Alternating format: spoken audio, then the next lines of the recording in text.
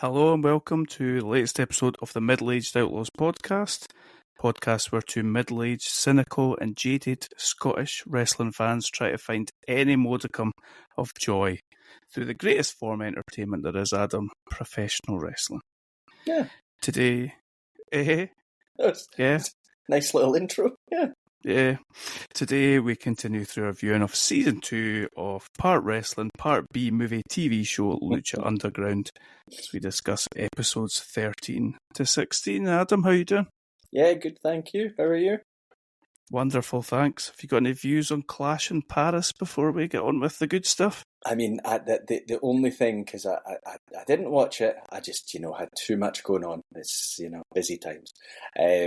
But I thought, surely I'm about to get my AJ Lee return, surely? I mean... Sounds like it. Things point towards that, don't they? Yeah. They've pointed that before, was my only takeaway. That was it. That's about as sane a takeaway as it gets. There you go. There's your Clash in Paris. Hot take. Now, Adam, before we go on to Lucha Underground and the awesomeness that was episodes 13 to 16 of Season 2, let's very quickly return to the end of our last episode. And I'm just going to report back on my viewing of Hell Comes to Frogtown. Oh, yes. Please. So, I don't think I was aware at the sort of racy sexual aspect of this film until you raised it when we were talking about it. For some reason, I'd managed to not pick up on that part of the plot. So, yeah, surprisingly racy. Certainly a little dated in its views on how men treat women. Okay. And really quite fucking awful. Yeah, so do not recommend? No? Do not recommend. As good as They Live is, that's how poor Hell Comes to Frogtown is. That's disappointing. And I think in the last episode we talked about Roddy Piper, and after They Live, how come he didn't become like the man in Hollywood? I think this film is why he didn't become the man. It's all about making the right choices, isn't it? He's maybe made a wrong choice here. He's been screwed with that choice. Mm-hmm. I never thought I'd see a film where women were throwing themselves at Roddy Piper. It doesn't sound likely, but I'm obviously not going to watch to find out. Okay, that sounds like a wise choice on your part. Yeah. Well, we talk Lucha, Season 2. Let's do this, yeah. Okay. These were a treat, these episodes, I think it's fair to say. Mm-hmm. These felt like an awesome run of...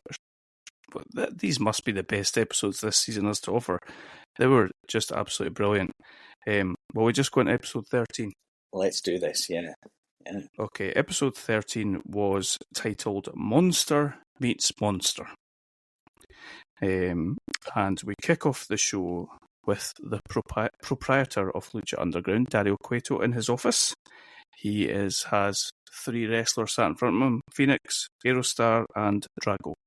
Yep. Dario tells Phoenix he is lucky to have survived his last match with his brother, Matanza Cueto, but he has an opportunity for him.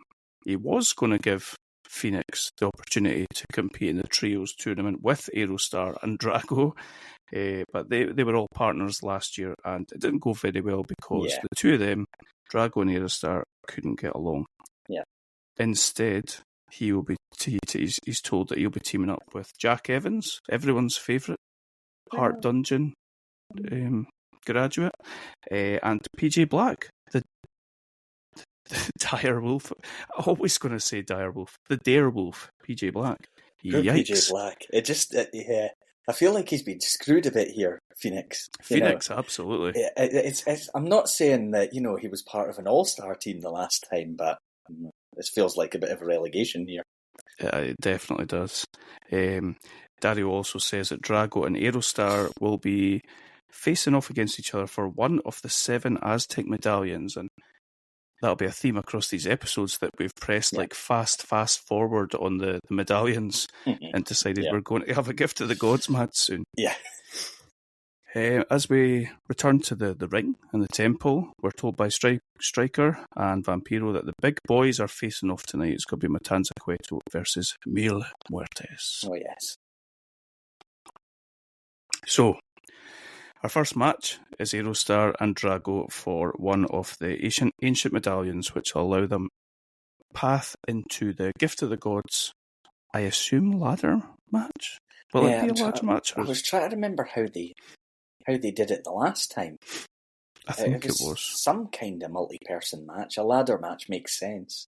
Because I remember them all putting their medallions on the belt beforehand. Yeah. So yeah, that makes sense. Now, Adam, if I could just quote one of the greatest wrestlers of all time and say that if I could be serious for a minute, I would tell you that I've probably seen enough Aerostar versus Drago matches to last me for the rest of my life. Yeah, that's fair. But it is what it is, and it's relatively entertaining. There's nothing horrible about it, but I don't think there's need to go over the whole match. Do you?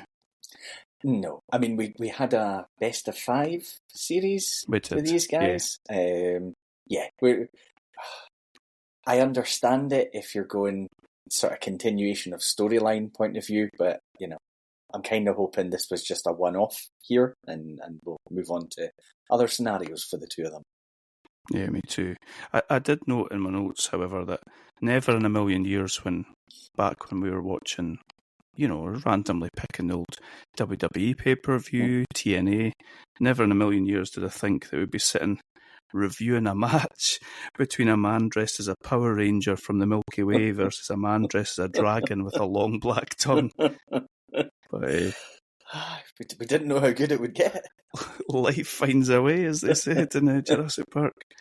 The finish to this match was pretty entertaining, to be fair. We got Aerostar hitting a springboard codebreaker, which in and of itself was pretty impressive, and he then gets up to the top and hits a flying splash, a flying nothing almost, and gets the win, which was a clean win, which is nice, and I didn't expect Aerostar to win either. So. No, neither did I.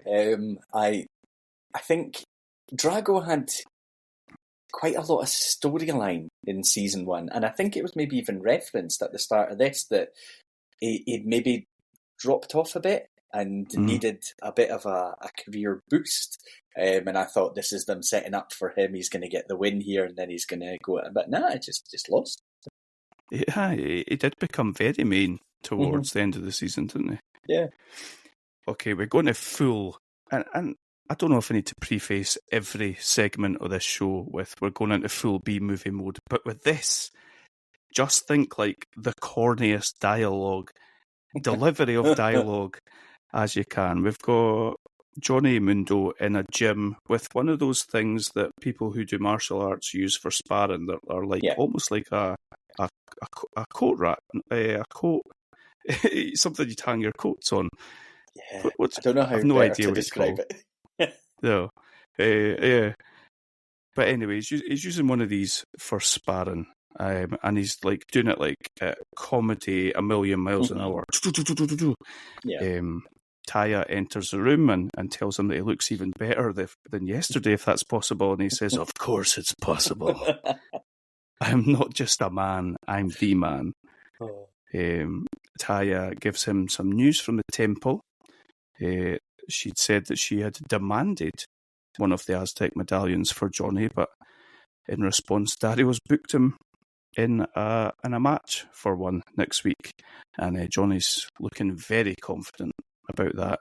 Oh, yes. Not so confident when she tells him that it's against Cage. Oh. And he says, "That's fine. You'll be there to back me up." She says, "Well, it's in a steel cage." And he goes, "Cage in a cage." Mason Johnny. Oh. He says, "At least you'll be there if he tries anything machiney." So It does feel like they're full on mocking this now, the machine. Yeah. So that's it. He sort of lets out his frustration with this back onto this sparring thing where he does an impossibly fast combo with his hands. Very impressive. Amazing that he never uses moves like that in the ring. Yeah. True. Yeah. This was cool, and I feel like we're breaking out of the normal. We've maybe got like 3 or 4 main backstage or segment areas, and we're breaking out of those now. I feel we are a bit. It tended to be like the bathroom, or like what looked like a sort of a locker room type area. But yeah, branching out a little bit. Yeah. Okay, we're back to the Trios tournament, which at this point we understand to be a tournament to allow us to crown a number 1 contender to the Trios titles. So we get Jack Evans, PJ Black, and Phoenix taking on the Disciples of Death with Katrina. We're told that this is the final match in the first round of the Trios tournament. Jack Evans. Do you think Jack Evans is behaving? I feel like from this episode forward, he's behaving quite odd and almost like not out of character for the show. He's doing a lot of sort of playing to the crowd type, almost like what I would describe as like indie wrestling type stuff to get the crowd involved. Like he's doing a house show rather than a TV, and he's just really leaning into it. Yeah. I wondered if he was going into business for himself a little bit and just like, it doesn't feel like it fits with the rest of the show, but hey, it's maybe just me. Like there's times where PJ Black's in the ring and he's in control and he goes to tag Jack Evans and Evans is doing the whole like, oh, you're doing so well, just you. He does do that, yeah. And they're not tagging in Phoenix either, but eventually Phoenix gets himself in. Sorry, where are you going to? I've got in my notes what an annoying bastard Jack Evans is. There you go. I was wondering if that was linked in with anything you were saying. I don't remember exactly what he was doing when I decided to write that. There's another time where Black tries to tag him in and he says, I'm okay, like I don't want to get injured. I'm all right. He does eventually end up getting pulled down by one of the disciples and they ram either side of his legs around the ring pole. So he gets his just desserts. Yeah. I take it we're still not loving the disciples. We're not going to learn their names, given we know their fate. Yeah. I think, I suppose, we'll get to it. I think we've been done with them for a little while, so I'm glad about what's going to come up. Okay. I've got in my notes here that I think Phoenix could win this match by himself, and at times he is single-handedly holding off all 3 disciples. Once Jack Evans actually gets in, he can pull off some pretty impressive moves. Very athletic. We do get a nice Frankensteiner by Phoenix, which PJ Black follows up with a 450 springboard splash, which is very impressive. It almost gets the win. This being Lucha Underground, multiple dives to the outside from everyone involved. We get, as that's all happening, we get Phoenix sort of taking matters into his own hands. He takes one of the disciples back and hits his 450 splash and gets the win. And can't imagine our boy Big Mil Muertes has been very impressed. Although the last time she was speaking to him about them, he didn't seem that interested in them. Nah, I think in his mind, what's the point of these guys anymore? I'm not going to trouble myself with them. Katarina seems furious at the end of that match that they've let her down again.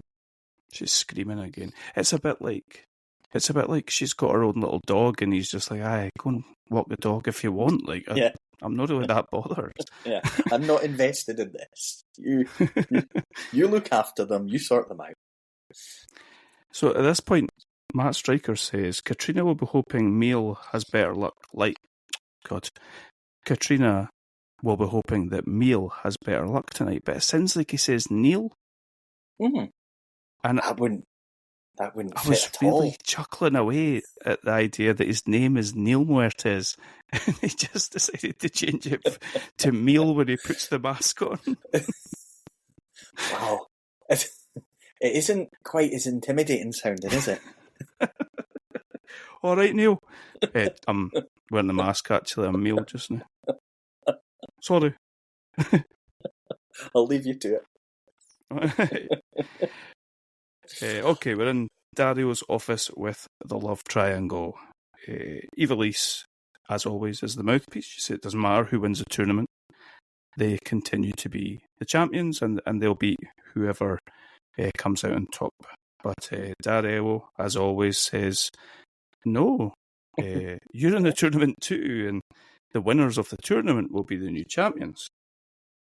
This is a bombshell he's dropping on them. It is. He's really got it in for them, doesn't he? I feel like he kind of followed what happened with when Katerina was running the show and Mil lost the belt, and it's like, nah, I don't actually care about who's champion right now. Now this tournament is for that title. And he's thought, I'm going to use that myself. I like to hear that. Class. But instead of there being, we've got a tournament to decide what we thought is the number one contender. So we've got a tournament to decide who the champions are going to be. You would think that they would I assumed that they kind of are doing that because they're going to face the winners. But instead, he's doing a fatal four-way for the final. A fatal four-way trios match. I found it really hard to get my head around that when he said it. Their advantage is basically not having a qualifying match for that. They just basically go straight into the fatal four-way. But it's not that much of an advantage, really. I think she starts mouthing off back at him and he just says, get out. And he's sitting there like rubbing his forehead like running this tempo's actually starting to get on top of me. Yeah, I forgot how stressful this was. We are back in the locker room with the disciples. Katerina, like you said, is pretty angry. She's so angry. And the fact that Phoenix was the one to beat them as well just added insult to injury for her. Yeah. She asks for one good reason not to destroy all of them. As a sort of rational man yourself, Adam, would you have taken that as the indication to yank the heart out of two of your teammates? Now, it wouldn't be the first thing that would come to mind, but I suppose you've got, Katerina, who there's some spooky shit going on with her, and you're maybe thinking, I need to really pull some out of the bag here to, preserve my being. Maybe it is what you would, in the heat of the moment. Maybe. I suppose when you're faced with Katerina in front of you and she's demanding something, maybe he's just went, and then just decided that's the only, like when you're in a restaurant and you've not really properly looked at the menu and suddenly the waiter's there asking you, you just go, macaroni. Yeah. He's just grabbed macaroni, but turns out to be the black hearts of his tag team partners. Yeah. So he's killed both his partners, he's pulled their hearts out, and lightning shoots out his eyes, and there's smoke and some very intense Mortal Kombat-esque music. The thing I think I found most troubling, so he's done it to one of his teammates. The other one doesn't seem to worry. Like, I think he's thinking, I'm good here. It's going to be the two of us. We're solid. And he doesn't flip. I would have been off. I would have ran away if I'm the other guy. I would have thought, well, this guy's lost it a wee bit. I'm going to get out of here. But he just stands there like, this is all good. And Katerina acts incredibly underwhelmed by what he's just done. She rolls her eyes and she says something like, is that it? Or something like that. she's been, she tells us later on, she's been around for 197 years. So it probably takes quite a lot to whelm her. Yeah, she's seen some stuff. Yeah, indeed. Okay, so we're now getting 2 disciples dead, and one is Skeletor from He-Man. Yeah. With a little bit of added frill on the side. Okay, so our main event is going to be Mil Muertes versus Matanza Cueto for the title. The first of 2 matches of these 2 that we're going to get in this run of 4 episodes, and it's I text you saying it's everything I want it to be, and that had been before I got to graver consequences. Okay. And this is magic. 2 massive tanks just accelerating each other and smashing into each other over and over. It's really, I found it really interesting because I've never been the biggest fan of, like, if you think back all our years of watching wrestling, if you have like the physically 2 biggest guys, it's going to not be great. It's going to be a lot of laboured movement around and things like that. Slow, but these are the biggest guys that are there, apart from, 1 or 2 that we've seen come and go. But maybe if you stood them next to some wrestlers in other organisations, they're not going to look ridiculously big. They're just big guys compared to what we see. So these guys can still move. And these guys haven't had to do an awful lot of selling because it's not been part of kind of their character that we've seen so far. But to see them run into each other brought something totally different, which I found really interesting and really entertaining. Yeah, same. The thing I love about the way that they hit each other, and this goes for both of them, is that when they hit each other with even something like a clothesline, it's not like choreographed, you hit me and I take a back bump. It's like they go flying backwards. Yeah. And there's effort in the clothesline going in, and the guy hitting the clothesline falls over. The spear, the gut wrench suplexes that Matanza's doing, he's falling over. Like I think Striker even goes, "This is ugly" or something like that, and it gives it a certain. I mean, we're watching 2 supposed like monsters, and one of them's maybe dead, but it gives it an air of authenticity that is like it just makes it really enjoyable to watch. Yeah. There's a point where Matanza goes out the ring and he lands on one leg, and it looks really bad. And Striker's, he broke his leg. He's broke his leg. We get both Dario and Katarina getting involved in these matches. We start to get this thing of one of them's got the key to keep their fighter going, and the other's got the stone, which is quite interesting. Yep. I thought, does Dario gets thrown to the ground, doesn't he? And I thought that's the first time we ever see him looking sort of dishevelled. Yes, yeah, because he gets involved a couple of times, doesn't he? So I think he strikes Mil first, and then he gets knocked down, and he kind of, because he carries his sort of how dare somebody do that kind of thing to me, but he sells it so well in his face. Yeah. He's just really good at it. And there's a point where Katarina attacks Matanza. I just don't know why you would get involved with either of these absolute monsters. Yeah. But Katarina attacks Matanza. Matanza stalks after her, grabs her by the throat, and he is both guys break up either time that they go attacking the person. This isn't the match that she gets hit with a steel chair, is it? Is that later on? I think that's later. Okay. They're going up the stairs at the temple. Mil Muertes is absolutely just mauling Matanza with like a gas canister or something like that. Yeah. I've no idea what it even is. They end up on the roof of the office. Mil is trying to throw Matanza off the office roof. He's got a foot hanging off it at one point. These are big boys, like slippery, sweaty. Yeah, it's freaking me out. Yeah, same. Instead, Mil pulls him towards him and hits a flatliner, and they both just go flying through the office, and it is like gobsmacking. It's just amazing. Yeah.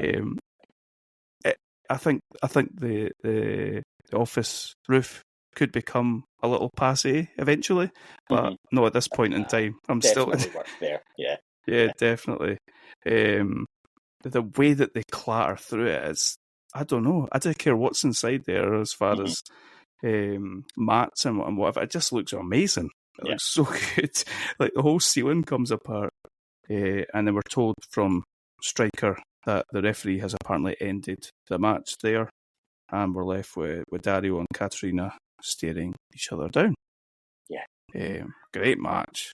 Excellent. Just hard to properly sell how good it is, but it's just, I'm with you. Like, you know, like an Undertaker Kane match isn't like this.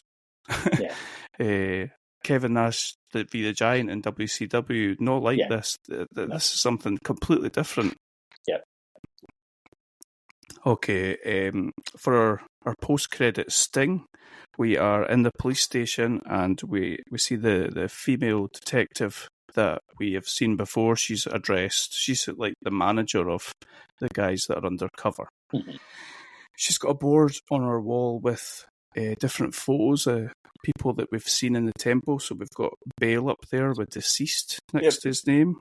We've got a board of missing people, including Hernandez, Alberto El Patron, Blue Demon, and I think Big Rick was on that. Yeah, I think that's right, yeah. I like that. I thought that nice touch. It's great. Yeah. It's great. It just feels like there's just thought in everything. We get a new character coming in, and he's given full on, like, is this Joey Ryan's, like I don't know, is this his uncle or something? Do you know what I mean? He's just that, like, a respectable sleazebag. Yeah. So he introduced himself. He is Councilman Delgado, and he's asking the detective, what is she doing sniffing around his jurisdiction? He's kind of dropping hints that it would be better off if they just left Dario Cueto alone. And she's saying, well, your employer, the mayor, I'm not particularly scared of your employer, who she's saying is the mayor, and he's like, oh, no, my employer is someone much more powerful. And that we're left with that cliffhanger. Yeah. So good. So good. It was a very good episode. It absolutely left me wanting more. And then you kind of know. See, the way it works, I've been watching these two at a time. And if something really interests you in one episode, you're like, oh, I'll just watch another episode because I was going to watch it anyway. But the problem is they don't always immediately go to follow the thing you've just seen. To that. Yeah. And I'm like, oh, no, I'm watching episode 2 and it's not here. Did I watch episode 3 as well? But it was very good.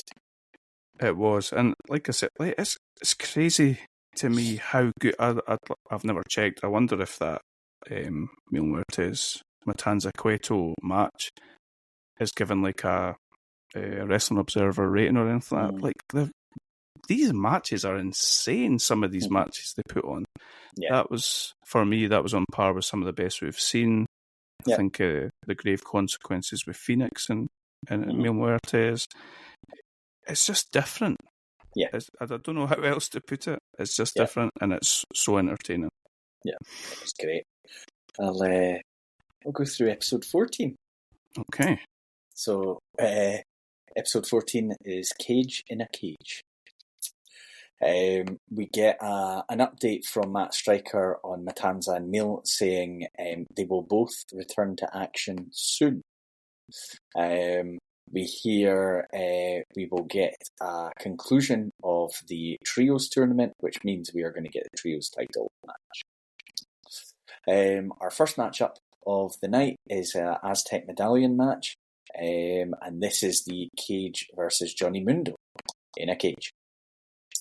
We have Taya accompanying Johnny, and you're immediately thinking, how is she going to help him out in this kind of environment? You know there'll be a way, I'm just not sure exactly how it'll be done.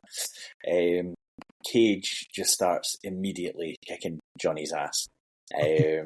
He is going through his full repertoire of power moves, but he doesn't look like and I think they reference it on commentary as well, doesn't really look like he's that interested in going for a pin or anything like that.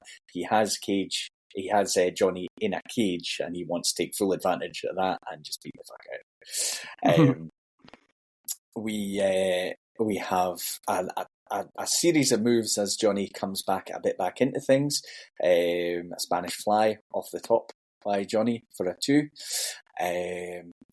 Johnny's doing a fair bit of leaping, but Cage eventually catches him, slamming him down to the mat. And we get Taya starting to worry about the way this match is going to go, positioning herself on the outside in the area Cage wants to climb out of the cage. She's doing various bits and pieces, but basically he can't really climb out if she is going to be on the outside wall of the cage blocking his exit strategy. Normally with some sort of weapon in her hand as well. Yes, yeah. She Slater attempts, I think, the first time to push a kendo stick through the cage to Johnny, but he gets knocked down, so she pulls it back pretty quick just before Cage can grab hold of it himself. We get Cage trying to climb over.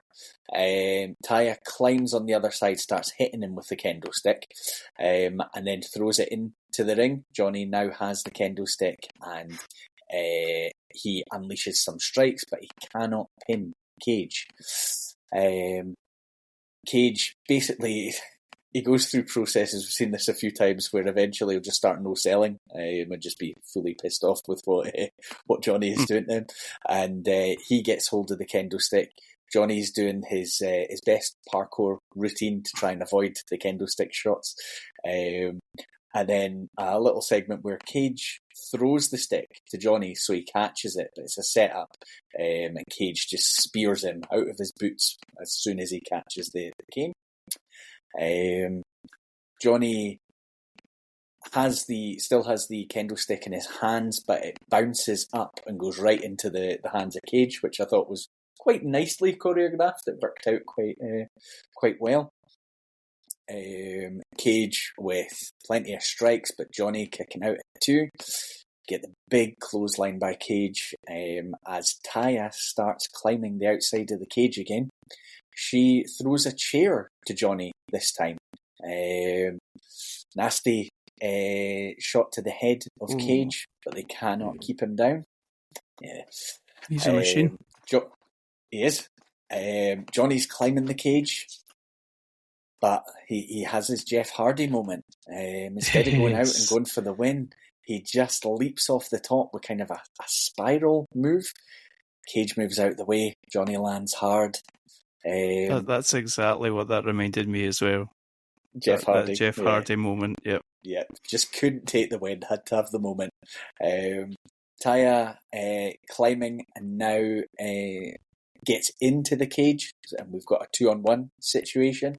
Taya's she dives, does a crossbody off the top of the cage, and yeah. Impressive. Yeah. She has some handcuffs, which seems to be exciting for Matt Striker.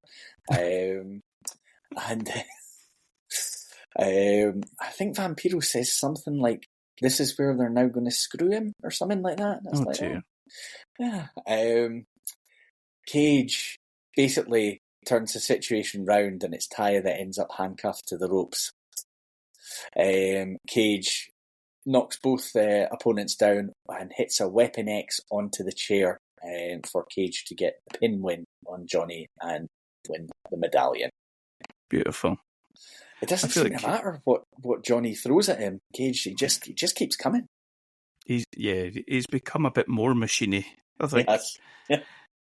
I feel like Cage is on the road to becoming Lucha Underground champion by the end of this thing. Yeah. He's just on an absolute he's at a different level.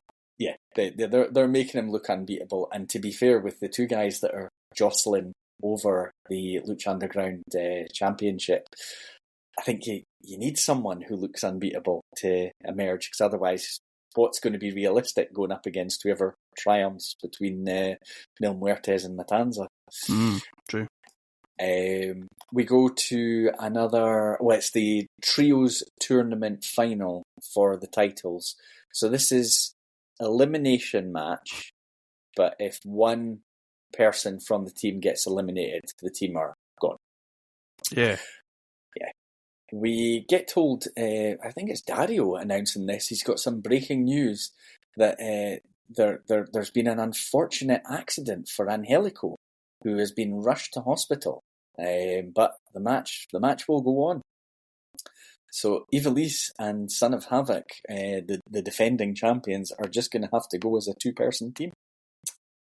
How could they not have substituted someone in there? That's questionable from Dario. Yeah, he's not getting very. He's not trying to hide his ways, Dario. He's been quite upfront about it. We have so I noticed, quite interested. I think we've kind of seen this before. When Rey Mysterio comes to the ring, it's almost like everyone breaks kayfabe, because even the heels are like full of respect for Rey Mysterio. And I think we noticed that in the Aztec Warfare as well. Yeah. Phoenix lets him in the ring and shakes his hand or something like that. Yeah, but this Azteca Junior needs to be addressed. What's his name? El Dragon Azteca Junior. El Dragon Azteca Junior, dressed as Gecko from PJ Masks, which was the picture that I sent to you earlier. He's like half the size of anybody wrestling in this whole TV show, apart from Mascarito Sagrada. I'll give you that. He can do one thing, which is cool. He's like the guy at school that can like spin a basketball on his finger. He can do like a cool tornado DDT, but apart from that, fuck all else. Okay. Fuck all else. See, are you kind of indicating that he's the weak link in a team with Prince Puma and Rey Mysterio? He doesn't need to be there. Just if he's like some sort of nepotism hire, if he's Rey Mysterio's cousin or some shit, just make him stand on the apron. You can give him a trios title, but please don't put him in matches.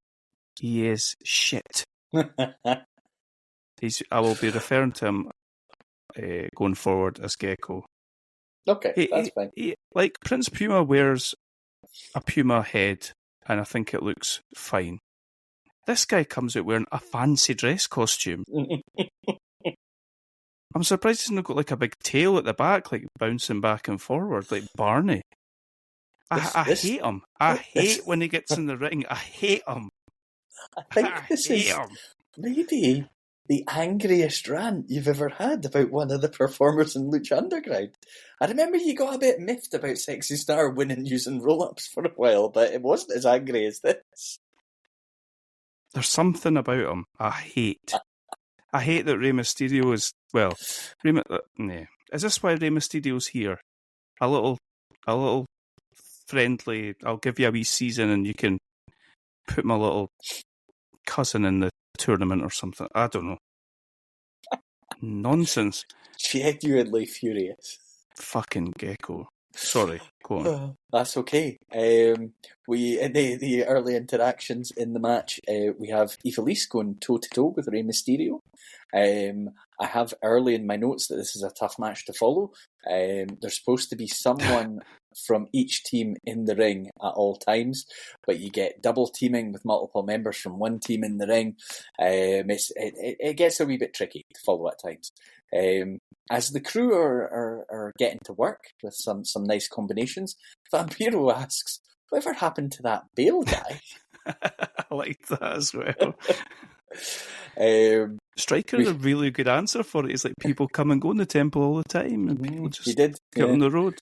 I seem to be. I'm not trying to pile on here in terms of El Dragon Azteca, but Gecko. I've noticed that he executes a lot of moves in a similar way to how Hogan used to execute chair shots. So it clearly doesn't hit the guy, or is incredibly soft when he's executing some of his moves. We have Joey Ryan with his hands all over Ivelisse in a troubling way. We get Phoenix flying onto Mr. Cisco. PJ Black goes to fly, but Puma pushes him off the ropes. PJ gets some revenge on Prince Puma. Rey Mysterio launching himself off the turnbuckle onto all of those on the outside. We have Prince Puma flying, then Son of Havoc flying. Everyone's flying. Ivelisse goes to fly as well, but Joey Ryan just kind of gets in all up in her face. She slaps him, and then he, puts his fingers in her mouth. What the fuck is that all about? Yeah. Thankfully, she hits him a beautiful German suplex. Yeah, and he quickly tags out. We have, I think it's our first elimination coming up. Ivelisse catches Cortez Castro in a roll-up after he refused to tag Joey Ryan while she was down on the mat. So the crew and Joey Ryan get eliminated. Hurrah! Yes. So we're down to a 3-team match now. Prince Puma and Son of Havoc battling, get a double stomp and a standing moonsault by Havoc for a 2. Jack Evans kicks Ivelisse in the face and then calls himself the baddest bitch in the building. Striker says, did he just call himself the biggest bitch in the building? Son of Havoc gets knocked off the turnbuckle by Phoenix. Ivelisse is head kicked by someone on the outside, I think it was. And she gets pinned by Jack Evans. So our defending champions are eliminated. We are down to the final 2 teams. I think at this point I was fairly certain who was going to win these titles. We get Vampiro. There's a suggestion, I think, here by Vampiro that Phoenix is seeming a bit darker. He's maybe going down a bit of a darker path than he had been before. So just, I think, sowing some seeds here. Get a tornado DDT by El Dragon Azteca onto Phoenix. Well done, He goes to try the same move again, but it gets countered. Prince Puma is comfortably taking care of Jack Evans and PJ with suplexes and a GTS.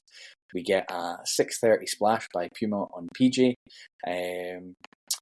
We have Jack Evans accidentally knocking down his own partners. It's a Hurricane Rana by Rey Mysterio off the top. A springboard crossbody, and then a 619. We get Prince Puma throwing Jack Evans into a tornado DDT by El Dragon Azteca, and then they hit almost simultaneous dives. And Rey Mysterio is going to get the pin win for his team. So Rey Mysterio, Prince Puma, and El Dragon Azteca are the new Trios champions. We're all shocked and stunned. There was, I think, in the last Trios tournament last season, it felt like there was so many different good teams that were even in the first round. This one's felt a little bit more underwhelming. Yeah, I think there was a lot of thrown together teams, and they kind of made a bit of a thing of that by Dario deliberately putting people together who had issues with each other. But I think you always want, in a tournament, a few teams that are established groups, but it didn't really have that this time. I still think, not that I'm holding on to grudges from season to season, but I still think that Rick, Mac, and Killshot should have won last year. Like everything available to them to win. Yeah. But, yeah. We're going to go to the end of this episode. We see a dark hooded figure. They go to see Pentagon Jr. It must be Vampiro. It is. He tells Pentagon to get up, and Pentagon, obviously, last time we saw him, kind of got his ass kicked. And I think does he start burning Pentagon with hot wax? Mm-hmm. Is that what's going on there? Yeah. Vampiro calls Pentagon weak and leaves him lying. Does he light the place on fire, or is it just It kind of looked like it, but I wasn't sure. Okay. I wasn't sure if it was like dry ice effect or if it was... Mm-hmm. So, Pentagon Jr. could be dead. And Vampiro, I don't know, it just seems like he's kind of maybe lost a bit of faith in him here. I think he's just trying to give motivate him that tough love, I think. Yeah. There's tough love, and then there's tipping somebody out of a wheelchair, I suppose, and then setting them on fire. But I mean, you've been a youth football coach. You never. I just like to confirm that I've not poured hot wax on anyone. Never just leave them lying in a burning room if they've didn't give enough. Like if Rey Mysterio wants to adopt this for his protege, I'd be well in favour of it. Cooked lizard. Another good episode. Probably not as good as the previous one. The cage match was good. It was, yeah. This whole run of episodes are good, but yeah, it's hard to top the main events featuring Mil and Matanza.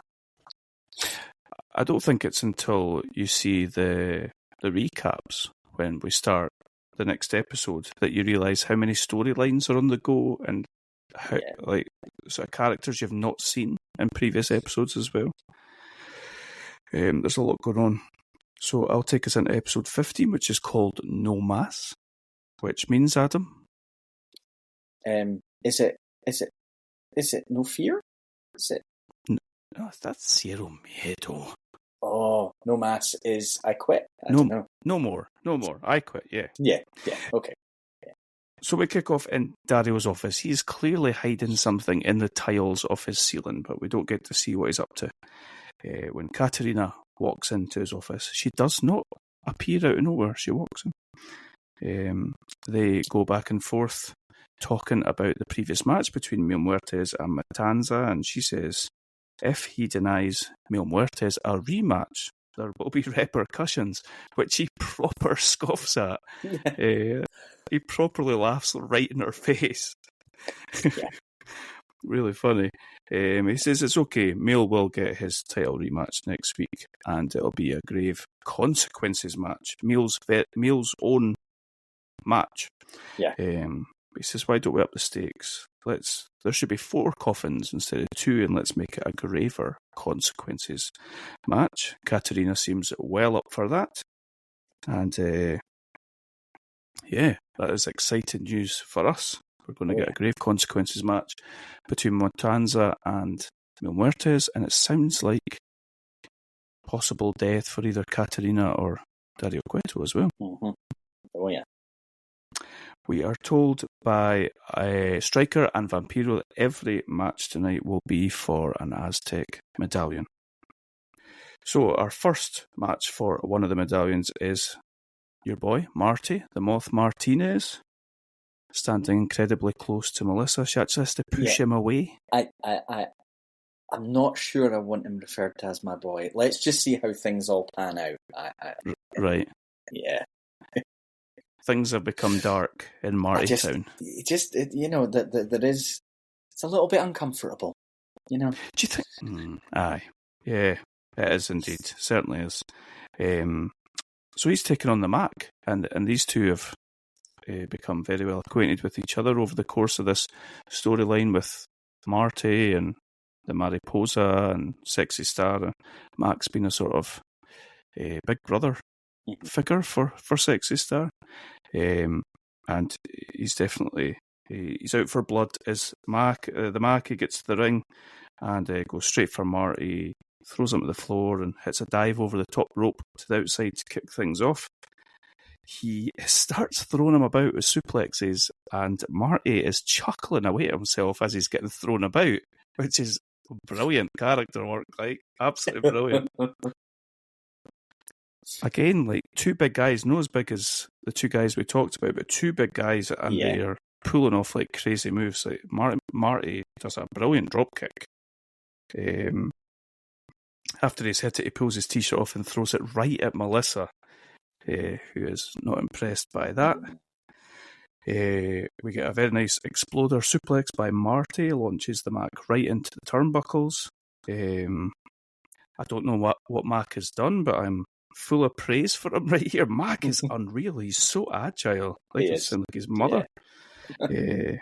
He hits a nice spinning back kick and hits a stunner. And Marty does the Scott Hall sell where he's like up on his feet and falling backwards, all wobbly. So Mac hits a kind of, what does he do? Does he hit it for the top rope or something? He hits an even. Yeah, my notes just say a big stunner. I'm not sure what I mean by that, but yeah. So Mac has won. Well, Mac gets him the 3, and he's won the Aztec medallion. And I've said, what a great win for our boy. Let's go Macaroni. Let's go Macaroni. Okay, we could maybe I don't know about that. Could maybe get that going. In terms of Marty, just a wee bit concerned that I said he will be a future Lucha Underground World Champion. I feel like that's kind of in tatters just now, but we've got time. There's time. Oh, absolutely. Things can change in an instant in the tempo. Oh, yeah. Like, you could be standing there just sort of hanging out, thinking about what you're having for tea, and then the next thing you know, somebody's pulled your heart out of your ribcage. You know? Yeah, so, true. Talking of which, we're in the locker room with Katarina and King Cuerno, a name that I don't think we've spoken about for a while. Yeah. She says that her new disciple, and she does give his name, but I can't entirely remember, Sinestro del Muerte, perhaps? Yeah. I when I've referred to him later, I've just gone for the word Muerte. Nice. Yeah. Sounds a little bit like Neil, but... Yeah. But she says that he will be the new protector or the gift of the gods, but Cuerno says, no, I'll be the one, as I'm going to defeat him tonight. And he's learned from his mistakes. He says he won't be helping them out anymore. And if Mil Muertes has the title, he'll be the one that takes it from him. And his carcass will be a prized possession in my hunt room. Love that. Yeah, you got to respect it from King Cuerno. I mean, he's realised his mistakes. He's going to be a bit selfish moving forward, and then that carcass stuff, that's drawing me in. You like that? Yeah. Yeah, that's him. That's, who we were led to believe he is in the early stages. Yeah, they kind of made him Mil Muertes' bitch a little bit for a while. Yeah. Okay, we are back in Dadio's office with Sexy Star. I don't know what Dadio's game is here. He's been almost sympathetic towards Sexy Star. He's trying to relate to her. He's saying that he can tell from her eyes that something bad happened to her, and he recognises that because that's a look that he had in his own eyes years ago. He talks about his mother, who'd held him, and he always calls him his baby brother, which kind of is a bit twisted, but she held him and his brother captive and did twisted things to them. But the only way that they could stop her was to stand up and say no more. This just sounds like it was an opportunity for him to motivate her into having like a really, really violent match with Mariposa, probably. Yeah, you're basically saying you have to keep going, even when it's over, even when it's done. You have to basically finish her for good. Yeah. And that's exactly what it gives her, the opportunity to fight for an Aztec medallion against Mariposa in a no-mass match. And he says, once the match is over, do not stop there. Shifty behaviour from Dario. Okay. Not like him. No, it's not like him at all.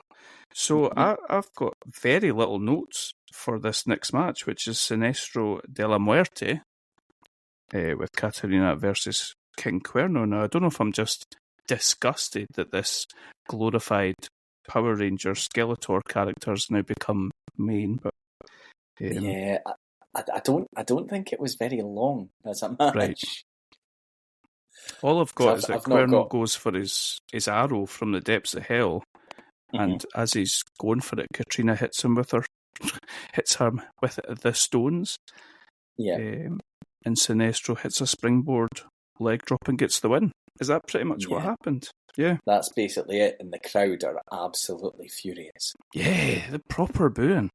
Yeah, they didn't like that one bit. And we get something that we've not seen for a while, which is the lick of death from Katrina to King Cuerno. Mm-hmm. And then I think it was immediately followed by another strike with the stone to his head. So the stone, right, okay. Yeah. She's on one this season, isn't she? She is. Obviously she's a mysterious, powerful woman, but I'm not sure I'd be messing with King Cuerno. Nah. Remember, he's a hunter. He is going to be coming back and looking for some revenge. I can guarantee it. Yeah. Well, yep, indeed. Okay, we're in the gym with Mascarita Sagrada. He is lifting weights when man of the moment, Famous B, marches in and tells him he's got him a big match with someone who has an Aztec medallion, and Mascarita's very excited about this, and he's got a little pep in his step, and off they go. Takes us. We get lots of segments in this. I think it's sort of leveling out from the previous episode, which was pretty much 2 matches, wasn't it? Yeah, because the tag match took a good over 20 minutes, I think. Yeah. We are in Dario's office again with Chavito. He basically sort of complains that he doesn't have a match for an Aztec medallion, and where's my match? And Dario has got zero time for him. He's like, you don't deserve one. And, I've given you lots of opportunities and you fucked them all up, Chavo, so away you go. I respected how blunt Dario was with Chavo there. Yeah. Chavo says he'll be seizing an opportunity. He'll show him that he can seize an opportunity, and he slams his door as he leaves the office. Okay, we are... Oh, dear. So Mascarita Sagrada finds out who this opponent is going to be, who his opponent is that has an Aztec medallion. But before he finds out, Melissa is trying to do her introductions, but Famous B interrupts to plug his hotline as he's walking down to the ring. He's handing out his cards to people in the crowd. He introduces his new client, Mascarita Sagrada, who's accompanied by the beautiful Brenda. And we get a Famous B chant on the go. What are you thinking about all this? Yeah, I was thinking, is Famous B like the modern day version of Mean Gene when he was trying to plug his superstar line on basically every pay-per-view we ever saw? At least he's more in your face about it, Famous B. There's no hiding the fact that he's going to be the one profiting from all this. I would wager Famous B is a lot less of a pervert than Mean Gene ever was. And I don't ever see Famous B either insulting Dean Malenko to his face either. Okay, true. Yeah, too respectful. Yeah. So optimistic as well, I would say. Oh, yeah. So we find out that Mascarita's opponent is unfortunately a machine. It's Cage. And this sends Mascarita to his knees, praying to the gods. This Cage is coming out. The wee guy tries to mount an offense to his credit, but Cage picks him up on his shoulders and says, blame him. Look at it, Famous B, and hits the most outrageous F5 you've ever seen in your life. And I really don't know how Mascarita's head didn't come flying off the way that it landed. Yeah. But so Cage wins, and as Cage is getting up off the ground, Chavo comes running in and steals his medallion and runs away. I didn't really know what Chavo had actually done. It's like he appeared and then he ran away again, but he'd stolen his medallion. Steals the medallion, and I'm not sure, when it comes to putting all the medallions on a belt, is it just whoever literally is holding the medallion at that moment in time has it? It doesn't seem quite right, but it seems like what we're going with. Yeah, of all the people to steal one from. Yeah, there were better options. Yeah. Who's all got one? The Disciple of Death's got one now. Your boy Tejano's got one. Yes. The Mac. Yes, of course. And there was someone else. I can't remember who. But we're getting filled up at least. Yeah. Was it 7 in total? Mm-hmm. Yeah. Okay. Something tells me Phoenix has got one again, but I can't remember actually why I think that. Okay. We shall see. Yeah. Our main event of this episode is going to be the no mask match between Sexy Star and Mariposa, also known as the Sexy Jeepers Creepers guy. I think you called her that the last episode. Doesn't sound like me, but okay. This match got me. I have to say I was smiling by the end of this match. I really, really enjoyed it. Nice. I wonder if you enjoyed it. I did enjoy it, but I had an issue with the ref. Now, I think I've found this before in these I Quit matches or no mask matches, and this may be the first one we've seen. There'll be like one semi-significant move and the ref is immediately shoving the microphone in the person's face and demanding an answer from them. And you're like, this isn't a quit situation. Somebody just got like hip locked or something like that. It's okay. You can leave it in that moment. Just pick your spots, referee. Come on, what do you say? All that sort of stuff. No.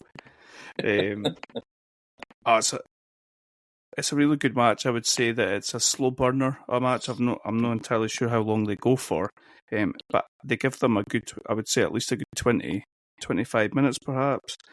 The two are back and forward. We've seen Sexy Star in the past when it comes to Mariposa to be quite apprehensive and clearly traumatized and scared of whatever's happened with this person. And that kind of happens at the start, but Sexy Star eventually, the more that gets done to her in a kind of underdog way, more that gets done to her, the more she fights back and gets stronger and stronger as the match goes on. I love that story that's built throughout this match. Yeah, because the match kind of started with Sexy Star on top, and then as soon as it turned and things started going wrong, she looked a bit more the sort of the unconfident, the not sure what to do, and then, like you say, as the offense against her gets worse and a bit more violent, it's like something just clicks in her because she just, for a lot of the match, she's getting her ass kicked, but she's just refusing to quit. Yeah. They end up on top of the office, Dario's office again, but instead of anything like that happening, going through it or off it, Sexy starts climbing up into she climbs her way up into the sort of rafters, scaffolding and all that of the temple. And they're so high up. I think they do like quite a good pan out shot with the camera to show you just how high up they really are. And even Vampiro's going on and on about being scared and worried about what's going on. I think he takes his headset off at a point and like walks away from the desk to like look up and see where they are. It becomes. They did a really good job of showing you just how high up it actually was, because we can get drawn into things like, we see like slightly comic book like segments in this, but I think they needed to make a point of showing no, that this is perilous, this is high up and it's dangerous. Yeah, and at times both they're hanging off. Sexy's kicking both their legs off. It's pretty scary, and Sexy is pouring with blood, and Striker saying that the blood is pouring down onto people in the crowd, which is all sorts of messed up. It was a different time. Thankfully, they eventually end up climbing down back onto the office roof, and who else is lurking about down there but Marty, your boy? Sorry, that just comes out automatically. He's lurking about like a damn serial killer. He creeps up behind Sexy Star, but thankfully, our hero, the Mac, arrives, and it's pretty dark, but it looks like he beats the shit out of him. It does, yeah. We have them both down, thankfully down, 2 feet on the ground, both of them. At one point, Sexy Star puts a trash can over Mariposa's head and just volleys it. Yep.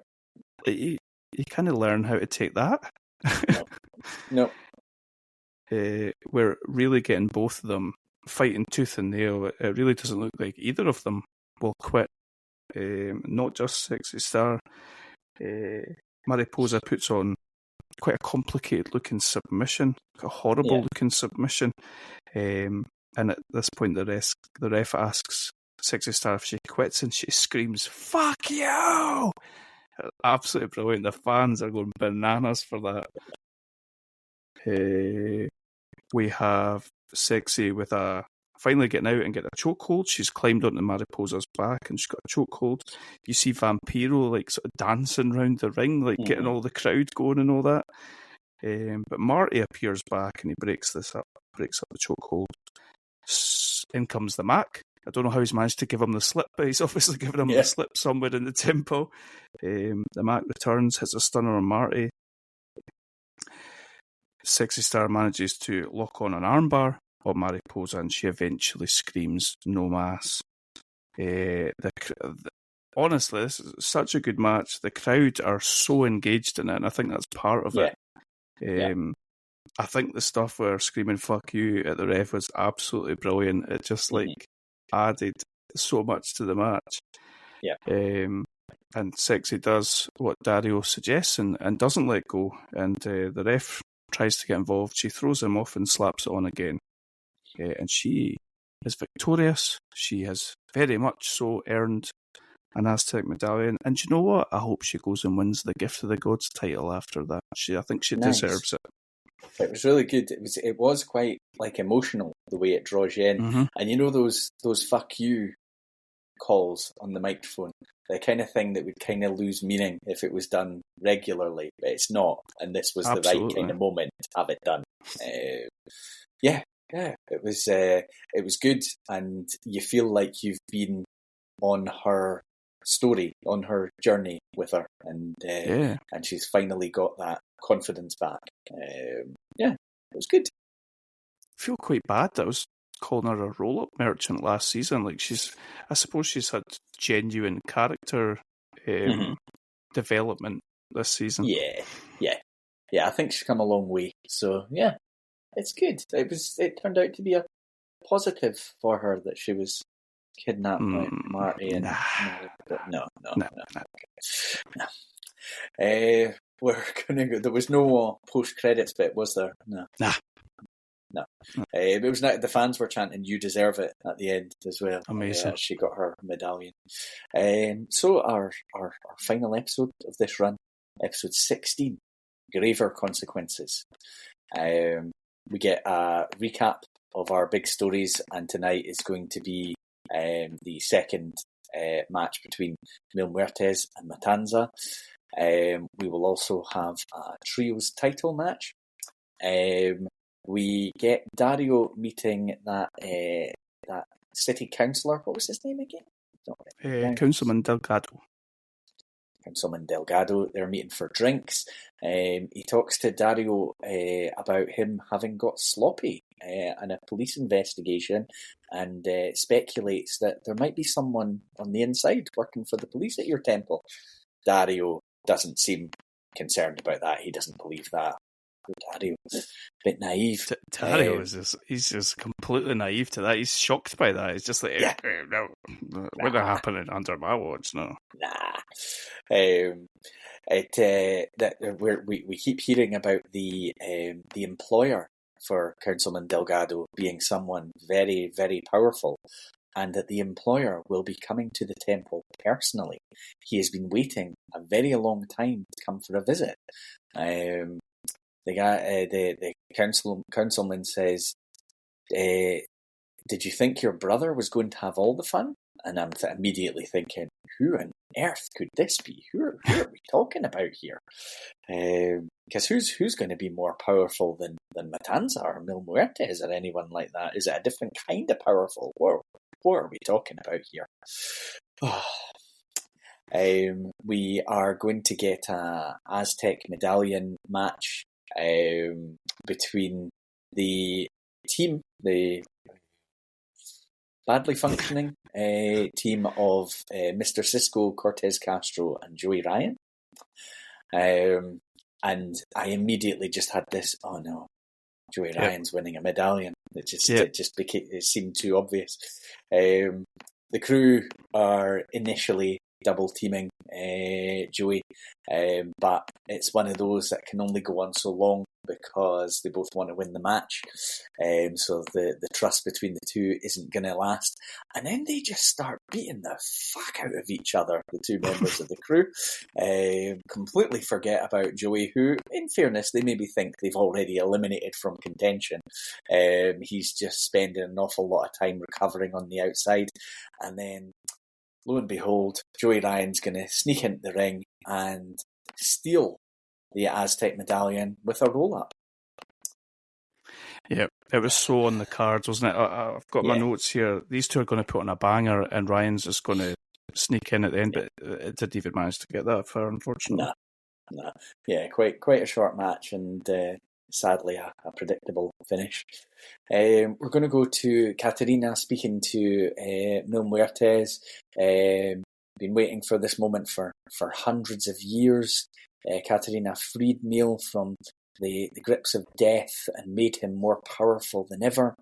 It was all part of the plan when she engineered him being locked in his coffin and being brought back from the dead to become more powerful than ever. And she wants him to break every bone in Matanza's body. What do you think are saying all that? I feel like at some point you have to stop drumming up the past and let the man live. Christ's sake. She's got a real chip on her shoulder about this. I brought you back and you were just this and that. Yeah. I'm starting to think it's a bit of a toxic relationship for poor Neil. No. You would trust Katerina. Of course you would. I don't care if I couldn't trust her, but all I'm saying is that maybe, like, does Neil every once in a while, does he get his own lick? Or is he just a tool for her to go about her business? You could be right there. She talks about she wants him to watch as she. It's like that, is it? As she licks the face of Matanza, exactly, and makes them immortal. And we see that someone's lurking in the background, someone just close and listening in, and it's King Cuerno. We're going to go to a trios title match. It's going to be the defending champions, Rey Mysterio, Prince Puma, and El Dragon Azteca, going up against Ivelisse, Son of Havoc, and a new partner that's going to be allocated to them for this match. So Dario Cueto has dictated that Johnny Mundo will be the new partner of Ivelisse and Son of Havoc. I'm wondering what happened to Angelico. What was it Dario called him? What did he call a pretty boy something or other? And Angelico seemed pretty pissed off about that. But yeah. Dario's really got it in for these two. Yeah. He can't let it lie. His idea of trios champions was never this, and he's just wanted to punish them ever since. You're right. It was the crew. It should have been the crew, shouldn't it? Yeah. Now Bale's dead. Christ. It gets mentioned how well Prince Puma and Johnny Mundo know each other. They've had many matches, and I feel like Ivelisse, she seems to be selling the lower leg again. she cannot help but injure that ankle or foot area. She like tried to kip up and hurt herself or something, didn't she? Yeah. We get some respect shown between Ivelisse and El Dragon Azteca. A handshake between Son of Havoc and Rey Mysterio. Nice to see some respect between legends there. We get Prince Puma knocked to the outside, and Taya is laying in with kicks, but Ivelisse interjects. This is a babyface team. That's not how we do things here. This is, Taya, you just need to clean up your act. We don't do things that way. Ivelisse. What was that all about? She's changed. She's reformed. We have Johnny Mundo accidentally taking out Ivelisse. He's trying to execute a move on Rey Mysterio, but he moves out the way. And your boy El Dragon Azteca takes out... No. Too much. Nobody's boy, El Dragon Azteca, takes out Johnny Mundo on the outside. Going to get Rey Mysterio executing the 619 on Son of Havoc. And then Prince Puma is going to hit the 630 splash on Havoc. So the defending champions will retain in their first title defence. Ivelisse, I think quite rightly in the circumstances, quite pissed off with Johnny Mundo and Taya. And Ivelisse goes to check on Havoc. Taya attacks her from behind. And she and Taya and Johnny Mundo just seem absolutely delighted with themselves after they've taken out Ivelisse. Yeah, do you think we're getting a Taya and Mundo versus Ivelisse and Son of Havoc type thing going on? Feels like it could be going that way. Yeah. I'm up for that. Yeah, that could be good. What do you think? Sorry to interrupt you again. What do you think of Striker saying that Son of Havoc versus Rey Mysterio is a dream match? Oh yes, yeah, I'm with it. Okay, I get what you're saying. It feels like we're maybe launching Son of Havoc a bit into the stratosphere here. I'm not saying they're equals. Or you meant it the other way around. Oh, you meant Rey Mysterio's not on Son of Havoc's I'm just like, when I'm bringing in family members and all that, I feel like I've lost a bit of respect for him. Okay, fair enough. It's his cousin, now it's his son, he's Intercontinental Champion and all that. We it's are the Undertaker. Next up, we're going to have the much anticipated rematch. I suppose it's only been anticipated for a couple of episodes, but much anticipated Lucha Underground title match. Graver Consequences. Matanza against Mil Muertes. We've got I've just described them as the creepy folk bringing in the coffins. The Day of the Dead themed people. Yes. Yeah. So as discussed, there's going to be 4 coffins this time. And last time out, we had a non-finish, a pretty even matchup. They were both given a lot of punishment, but they both just kept going. And we in the early stages, we have Matanza getting on top and stacking 2 of the coffins together pretty quickly. We have Katerina hitting Matanza with a chair, but he no-sells it and grabs her, and Mil absolutely goes through him. We now have 3 coffins. He does, yeah. We now have 3 coffins all lined up, but Matanza executes a powerbomb onto Mil, onto one of them, and it looks like it kind of messed up the coffin a wee bit. Yeah, I wondered how they were going to close the lids, because they pretty much fuck all the lids on them. Yeah. Yeah. We had a good thing there's 4 of them. We have Matanza loosening the turnbuckle. A lot of this is basically sending somebody into the post and things like that. There's a bit of just outside grappling and people trying to get advantage. And then Mil hits the flatliner on Matanza from the apron onto the coffins. And Mil brings one of the coffins into the ring. It's half collapsed. It's struggling. The lid of that one is definitely fucked. We have Dario grabbing the leg of Mil, but Mil lifts him onto the apron by the throat. Matanza hitting Mil from behind. And a spear by Mil onto Matanza. And Mil at this point has the hook from the turnbuckle, so like a metal hook that he's planning to use as a weapon. Matanza with headbutts and then takes the hook off Mil, hits him with it, and Matanza starts quite frantically tearing at the mask of Mil Muertes. He takes punishment for quite a while, Mil, but then he makes a bit of a comeback. He gets a choke slam onto the coffin of Matanza, and then Mil with, I think, what's described as a chain link glove. And he's striking Matanza with that. And we get we've got a clubbing low blow from behind. Was that by Matanza? Matanza, yeah. Matanza is going to put Mil in one of the coffins, tries to close the lid, but Mil's hand comes straight through the lid. He punches through it, which was cool. My God, amazing. Oh, yeah. Absolutely amazing. We I think we talked when these guys were first interacting with each other that they both kind of got a bit of a horror film villain thing about them, and moments like that just they popped me. We have Mil striking Matanza with the ring bell.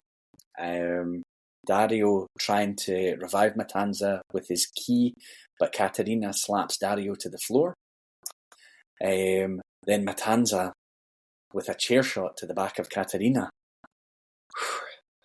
Matanza now has the stone from Katerina. He puts the stone in the coffin and then puts Katerina in the coffin and shuts the lid. I didn't realise he'd put the stone in. I didn't realise that. That makes sense. Mil is now kind of looking very unsure of himself. He's not quite sure what to do. And then he just flips. It's a suicide dive onto Matanza. He's absolutely furious. Mil brings one of the still in one piece coffins into the ring and opens it up. Mil has Matanza in the coffin, but he can't close the lid. Matanza manages to punch his way out of the situation and get back on his feet. Matanza slams Mil Muertes onto the coffin. We get the Wrath of the Gods slam from Matanza, and Mil lands in the coffin, and Matanza closes the lid to get the win. Dario goes and opens the coffin that Katerina was put in, but she's gone, and he looks very confused. And we have the creepy folk taking the coffin with Mil away, and then we notice that King Cuerno is among those creepy folk. What do you think of that? I'm interested to know where they're going to go with King Cuerno. I really enjoyed the match, and we're surely not done here, but I wonder if it just goes quiet for a wee while. I think we'll get Mil away for a little while, surely. Yeah, that would make sense. This is the second time he's been in one of these matches, and the second time he's died. Yeah. But we're surely not done. The matches between these two, I think they've both been really good. I enjoyed the ending of the first one probably more because it left you completely open about where you were going to go next.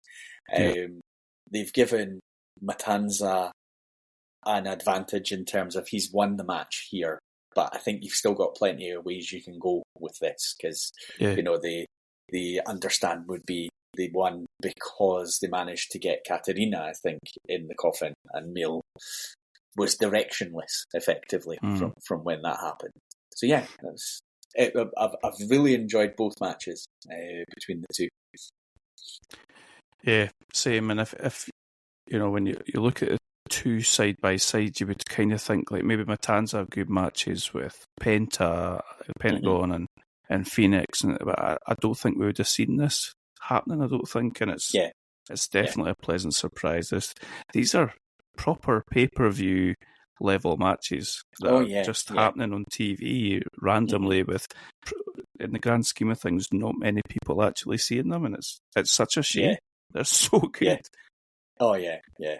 It does feel like these episodes. It feels like things have stepped up a gear. They've moved up, and it can be hard to know kind of where you go from this point, because I think you were always going to come out of this thinking, well, whoever comes out on top of this series, how's anyone else ever going to beat them? But I think you've got Cage being strengthened as you're sort of not putting any title focus on him. He's kind of looking unbeatable himself. So that's an interesting one. But yeah, it's plenty of legs left, I think, in the programme between the two. And we must be getting a Gift of the Gods match. Well, certainly in the next batch episodes that we'll watch, we'll be getting Gift of Gods. And who's to say whoever wins that might take the title shot, and then we might see Mil come back. We might see a burnt Pentagon come back, perhaps, or a rejuvenated version. Lots of places to go, like you say. You want to talk about the post-credit stinger? Yeah, so post-credit, we've got our counsellor friend outside of the temple and opening a car door, which you're assuming is going to be his employer that's in the limo. He nervously gets in and has, I think it's 50k handover, which potentially could be an indicator of who we might be looking at here. The lights go off. The counsellor says, I spoke to Dario Cueto, and he told me to prepare. I told him to prepare the temple for your arrival. He says that Dario believes his brother is the most powerful person walking the earth, but I know that you are, my lord. And then there's a cigar lit, which again could be an indication of who this could be. So I hadn't really put these pieces together, but when we were communicating earlier, you threw a name in there that there's certainly a couple of things that add up. Mm-hmm. Yeah, my immediate thought was Big Rick, the cigar, of course, and we think that Rick was either owed 50k from Dario, or he definitely fought for 50k. Yeah, and he took the money away right at the very start of season 1. I just don't remember what happened to Big Rick. Do you? No. And he's one of those names when we talked about who's not appeared that we thought maybe would have appeared by now. And you kind of you think, well, Big Rick would be an obvious one. There have been a couple others, but maybe nobody other than Alberto, who we know was just doing a bit of a drive-by, I think, in Lucha Underground. I think so. Yeah. Big Rick's probably one of the most significant talents that haven't yet appeared in season 2. I just don't know what the My Lord refers to, or is, or could possibly be. And who did you mention again? Davari. Yeah. And I know you were think joking, but he seemed like he'd been buying property, and it wouldn't be out with his character to have bought like some sort of lordship or something. It'd just be so underwhelming. It'll not be Davari. It'll not be Davari. No. I suppose it could be somebody we haven't seen before who maybe has an association with somebody else, but I'm intrigued. Yeah, me too. As soon, that's one of the ones where it finished. You think I'd quite like to keep going and see what happens next. You think the original Grave Consequences was better than that? I suppose they're both just good matches, aren't they? Yeah, I really enjoyed both. I think I wasn't 100% in on the finish, I think, of this Graver Consequences. But then I don't know what my ideal would have been. Maybe another... I kept thinking, I wonder if there's a way for them both to land in a coffin and like the lids to somehow shut on both. Because I like this idea that neither of them could really be beat. And where you go from there, but I did really enjoy it. I enjoyed both matches between the two of them, because they are different. They're like heavyweight matches, but the guys are still agile, and to see them both selling, which we hadn't seen a lot of, and they do it in a very specific way because they're both kind of monsters that won't stop. But I enjoyed it, and I think this 4-episode run has certainly been our best 4 episodes in season 2. It's probably maybe our best 4 overall, maybe. Yeah, possibly. Aye. Oh, so much fun. Yeah. I'll give you the names of the next 4 episodes. Episode 17. Episode 17 is called Crime and Punishment. And we get our Gift to the Gods match in that. Episode 18 is called Enter the Mundo. I don't know. Okay. What? Yeah, that could be because obviously Johnny is there. Episode 19 is called Judgment Day. And episode 20 is called The Contenders. Okay. And then after that, Adam, we've got 3 episodes, and then it's Ultimate Lucha. It's gone quite quick this season. Yeah. Yeah, it really has. Okay. But yeah, interesting to see where we go. I think I've got it in my head that I want to see a women's title. I think with that match, the No Mask match with Eva Lise, with Taya, Ember Moon, is that what her name is? I think they've got the makings of like all the women that are there are really good. And it's almost like they're shining, but in a way where you don't expect them to actually do a huge amount. I don't know if I'm explaining that properly, but like it's not like they're ever going to be champion, obviously. It'd be good to give them that, but then you almost take away from that sort of underdog style that they're showing in their matches. Do you know what I mean? Mm-hmm. Yeah, it's quite a tricky decision because I suppose they've always leaned on the fact that the intergender matches aren't unusual here in this situation. But yeah, it does feel like with the talent they've got, the opportunity should be there for them to have their own thing, even if they were still involved in other ways as well. Yeah. Or if it wasn't that, if it was a lower title, I don't think they've got a big enough roster for a mid-card title, but like Sexy Star holding a mid-card title for me like would seem good based on what she's done this season. I don't know. Yeah, interesting. So yeah, we'll see where we go. Like I say, we've got up to episode 20. There's 3 more episodes after that, and then Ultimate Lucha is split into 1, 2, 3 parts this year. A lot of matches, clearly. But what we might do is once we've done our next 4, we'll do the 3 at the end plus part 1 of Ultimate Lucha, and then do the other 2 parts. Nice. Cool.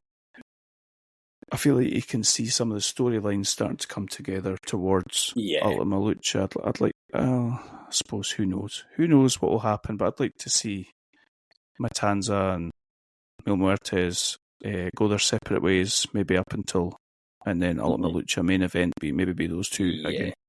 That would make sense, I think. Yeah. But we shall see who comes back and who this. Who are you thinking is this higher power? Don't want to say that. That's got too many bad connotations. Yeah, but, I mean, since you said Big Rick, I've thought that would make sense. But I don't know. I think we just have to see how things pan out. And you didn't think? Yeah, I take it you didn't reply about this, so I take it you weren't too on board with Big Rick having an English twin brother called Richard, who's a lord, looks exactly like Big Rick, but just has an English accent. Yeah, I mean, it's a bit of a hard sell, that one, for me.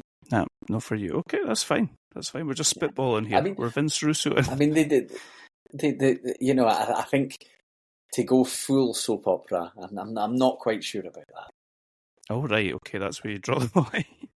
that. Okay. Good to know, though. Good to know. Yeah. Right, let's reconvene in 2 weeks. Let's not watch any existing wrestling, and then let's stick to the temple. That should be the Middle Aged Outlaw code. Yeah. Okay, Adam, take it easy, and we'll speak again in 2 weeks. Cheers.